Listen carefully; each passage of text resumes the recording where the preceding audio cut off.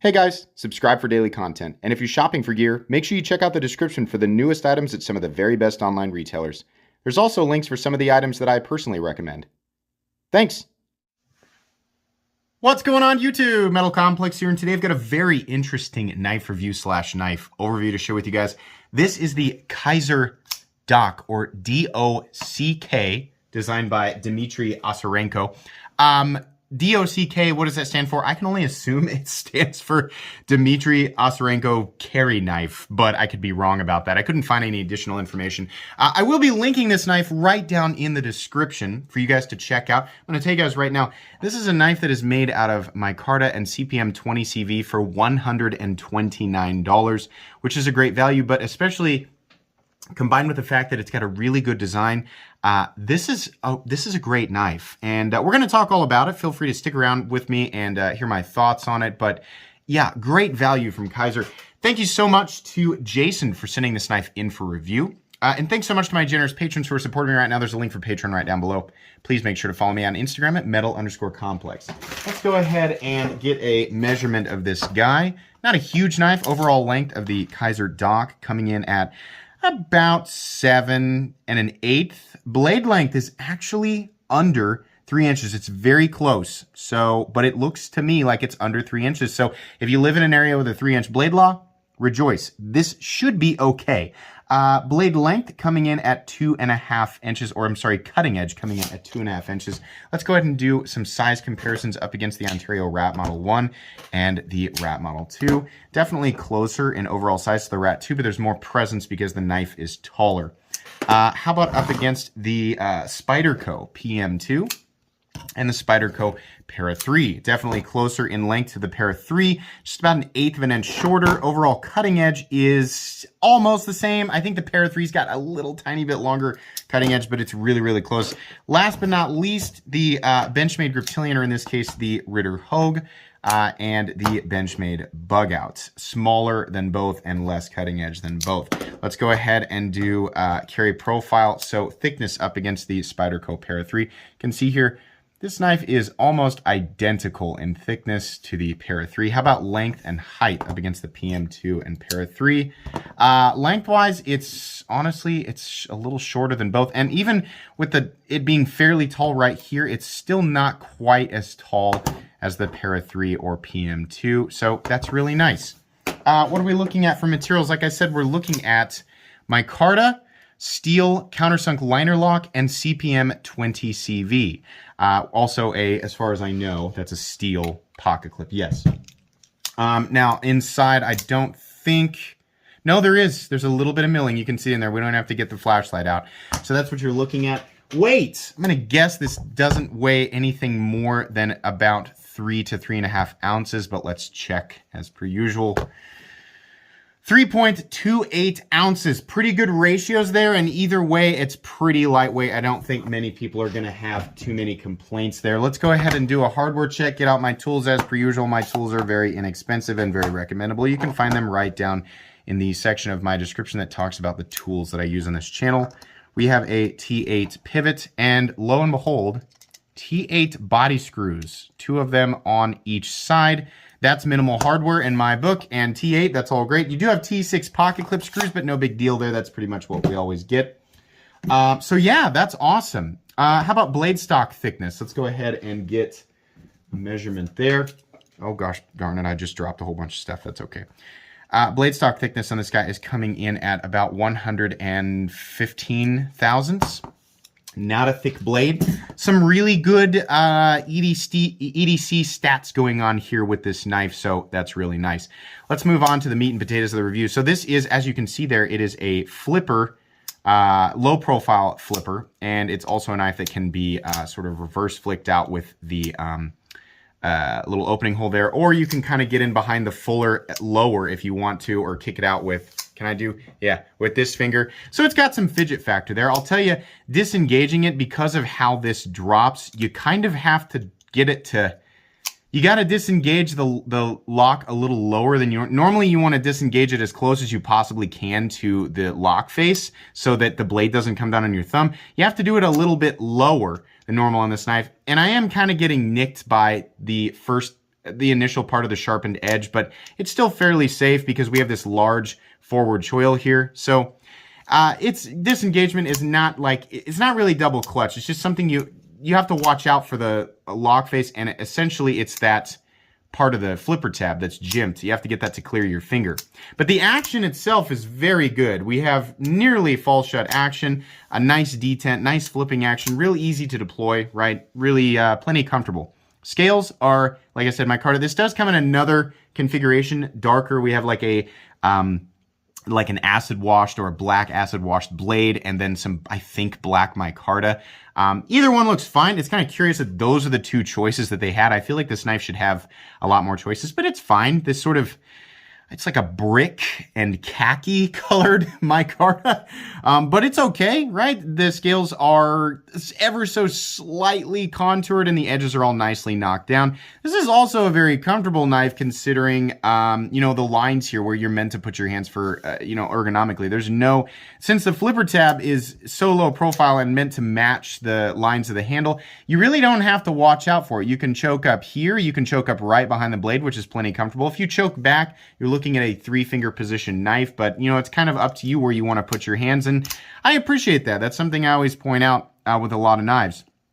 The blade is a sheepsfoot blade, which sheepsfoot and Wharncliffe, I used to be like a drop point only guy, and I still prefer a drop point blade aesthetically, but when it comes to general EDC and just day-to-day stuff, that dropped nose on a sheepsfoot or Wharncliffe blade I found is a lot more ideal for doing things like draw cuts or getting into packages. Of course, with a sheepsfoot blade, you generally do have some belly, so this guy can still slice. It just doesn't have quite the same puncture tip as something with a drop point blade. But my point is that this is a really, really good EDC blade. We have a nice, this area right here looks pretty good. We have this big, not big, we have this narrow opening hole that's been, the edges have all been nicely knocked down. We have a nice fuller here. It looks great. The flat part of the blade does carry out to about 85%, carrying some meaningful, reasonably meaningful thickness out to the edge. And there's quite a bit of material here, so I wouldn't worry too much about snapping the blade. It does drop down to a reasonably thin cutting edge. This is going to be an edge that's going to be great for general slicing and cutting tasks, things like that. A fairly performance-oriented blade. Really nice. And of course, as per usual, Kizer did a good job with the edge. Everything looks great. The final cutting bevel is equal on both sides, so I don't have an issue with that. It's also stonewashed or tumbled, which Kizer does a great job of. They do a lot of knives in satin finish, but Kizer seems to do a lot of tumbled blades, and it just looks better. I know not everybody agrees with me, and that's really just an aesthetic preference thing. Sorry, I was wiping off some fingerprints, but I just like a tumbled blade better. I think it looks good. Jimping carries out to a meaningful spot on the blade so that when you're choking up, your thumb falls naturally into the right place. You want to do some power cuts into thick cardboard. Power cut. So you want to do some heavy cuts into thick cardboard, you can do that. Or if you need to do some detail work, right, you can put your thumb up on the appropriate spot on the blade.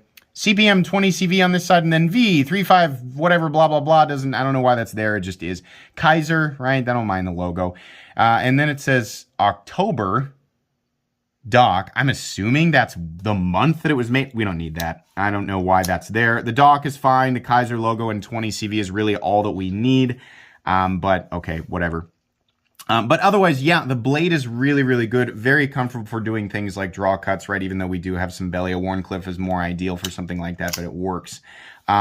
This is great, right? Really no real major complaints with the blade. I think it's excellent. There's plenty of room to engage that liner lock, since this area has been carved out deeper than the non-show side with the lock, so you can approach it from the side instead of trying to come straight in, which is something that drives me insane with a lot of liner lock models.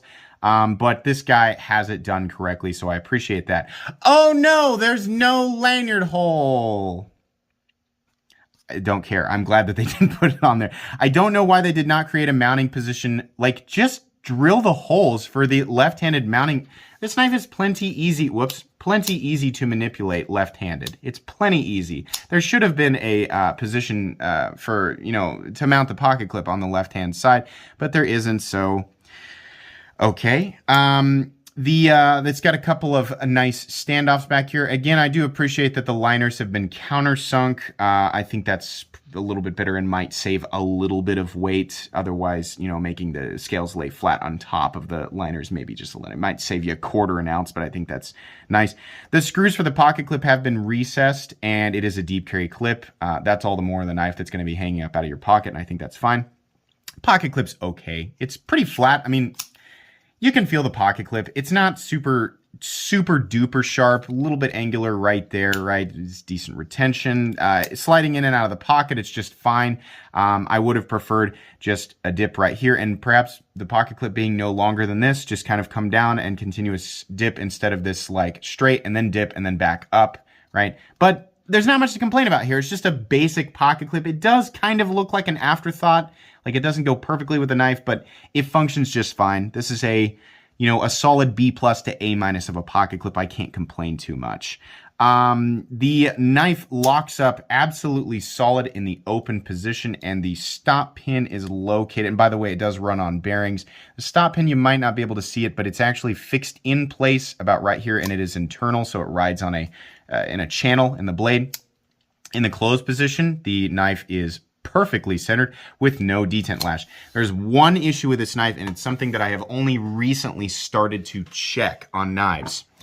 It's pivot lash. Now, pivot lash, let me make this clear. Pivot lash does not affect the knife in the locked out position at all, and it does not affect the knife in the closed position. It's just something, it's more of like a how good are the tolerances kind of check.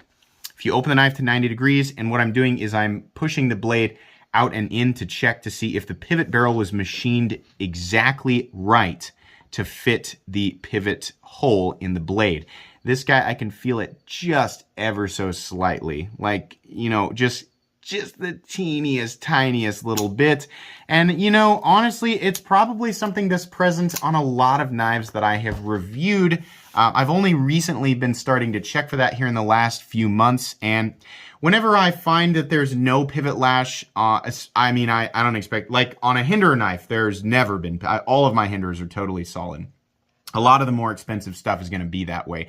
But on less expensive knives, it's kind of like, maybe it's going to be there. It's always really impressive to me to find that some pivot barrels on less expensive knives are machined exactly right. And it sort of gives it, when a pivot barrel is machined exactly right, there's a little bit less, like, can you hear this? Like, there's a little bit more like click, and I think it's because as this is engaging and disengaging, we're also getting some extra clicks of the blade moving around just a teeny tiny little bit on the pivot barrel. So again, does that affect the functionality of this knife? No. It's just kind of how good are the tolerances on this type of thing. So it's just something that I have to point out. I'm aware of it now. Thank you, Levon from the Knife Nuts podcast. But it does not seem to be affecting the knife at all. The lockup on this guy is coming in at something like 30%, and again is absolutely and completely solid. Pivot lash will not, or it should not ever affect lockout. It's really just going to be a matter of lock face geometry and lock bar geometry, which seem to be good. This is a very good design. Let me say this. All the way around, micarta 20 CV. This is not made in the United States. Do with that information what you will. That being said, this is still an incredible value at $130. Yes, there have been knives in the past, even knives that are made in the United States that have been 20 CV and some decent handle material for less money, but it's not super duper common, especially now that we've seen price increases pretty much everywhere in the knife world. Kizer in the past really dominated with titanium and S35VN at the $150 to $200 price point. Concept has really pushed to be great in that territory, and some other knife manufacturers have pushed to be great. And S35VN, of course, is a blade steel that I now really prefer to see around the the $80 to $120 mark. This is my opinion on what Kizer should do. I mean, as far as who they collaborate with and the designs they put out, okay. But as far as materials and price point, I think one of the least competitive price points right now is the $100 to $150 price point. And I think Kizer, this is just my opinion. I don't want to tell Kizer how to run their business. I think Kizer would be really smart to do a lot of stuff like this. Micarta and 20 CV and hit that $120 to $130 price point. I think they would, maybe dominate is too strong a word, but I think that a lot of people would be very interested in that. That's a good value spot. There's a lot of American companies like Benchmade that are using similar materials are quite a bit higher, 170, 80, 90, 200, beyond that, right?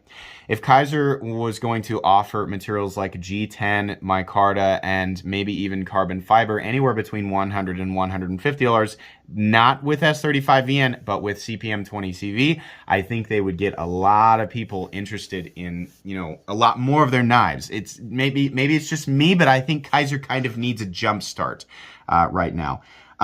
They are coming out with a full titanium version of this. I noticed on Blade HQ. By the time you're watching this video, it may or may not be available. And I thought, oh, cool. It's like 170, 180. I bet it's 20 CV. No, it was S35VN in titanium. No, I'd rather spend 130 and get 20 CV and micarta than get S35VN in titanium for $50 more. I think it's smart to move away, unless you're gonna do some knives that are sub.